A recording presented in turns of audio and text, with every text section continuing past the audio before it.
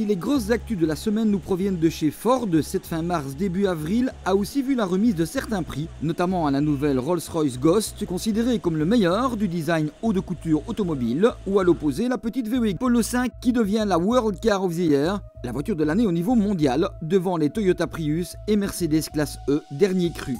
En parlant de citadine, le programme de la Mini E électrique se poursuit et après plusieurs mois de tests à travers le monde, les participants rentrent leurs avis, comme viennent de le faire les Américains qui ont contribué à ce développement. Les États-Unis où se déroule actuellement le salon de New York, avec quelques nouveautés qui tiennent la vedette, notamment chez les Coréens Hyundai et Kia, particulièrement en verve sur ce marché.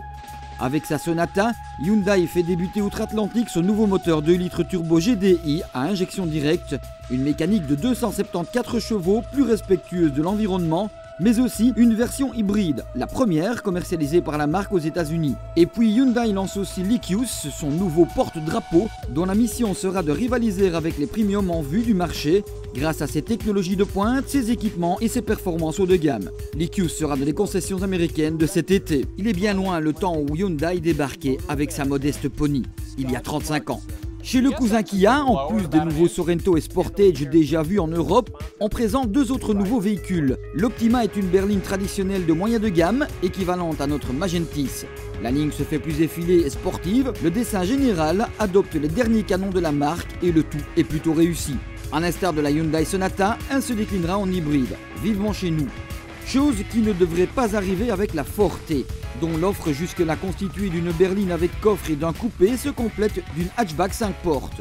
On soulignera que 2009 fut une année record pour Kia aux États-Unis, où il a lancé non moins de 3 nouveaux produits, augmenté sa part de marché et ouvert sa première usine locale.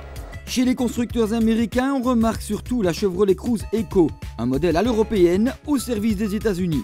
Sûr qu'un petit 1,4 litre turbo-compressé accouplé à une boîte 6 manuelle, ce n'est pas vraiment courant au pays de l'oncle Sam. Ce modèle hautement efficient sera pourtant vendu dans cette partie du monde et au Canada. Sa production se fera à l'usine de Lordstown, Ohio. Chevrolet montre par ailleurs un kit optionnel RS Sport pour cette même Cruze. Et puis chez Ford, on renforce son offre hybride avec une nouvelle Lincoln MKZ qui allie son 2,5 litres à un moteur électrique, le tout étant donné pour un peu moins de 200 chevaux.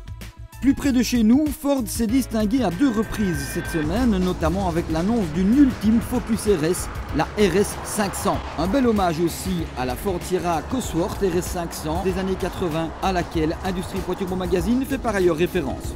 Une série limitée de 500 exemplaires d'une puissance portée à 350 chevaux au lieu de 305, ce qui n'était déjà pas si mal. La présentation officielle aura lieu dès le 10 avril au salon de Leipzig. Autre fait notoire à mettre à l'actif de la marque à l'ovale bleu, la finalisation de la vente de Volvo au chinois Geely le 29 mars dernier. Pendant ce temps, l'autre chinois BAIC, qui était dans les rangs pour acheter Saab avant de se voir écarté, a clairement fait savoir à son nouveau propriétaire, le Hollandais Spyker, qu'il était intéressé de prendre des parts de l'autre société suédoise. L'industrie automobile chinoise est en sa toile. Enfin, nous terminerons cette actu de la semaine en annonçant l'arrivée à l'Auto China de Pékin d'une BMW série 5 à empattement long, une variante exclusivement destinée à la Chine où l'on apprécie particulièrement les berlines longues. Chez nous, voici la dernière trouvaille de Renault, le siège pivotant. Présenté de la Clio, celui-ci constitue assurément un plus pour les personnes à mobilité réduite ou même les plus âgées d'entre nous. Simple, mais fallait-il encore y penser. Ce siège sera disponible dans 6 pays d'Europe de l'Ouest dès juin prochain. Avant de se quitter, un petit mot sur notre nouvelle rubrique TurboFiche qui chaque semaine vous présente rapidement un modèle donné. À la semaine prochaine pour une nouvelle édition de notre Actu Auto Vidéo.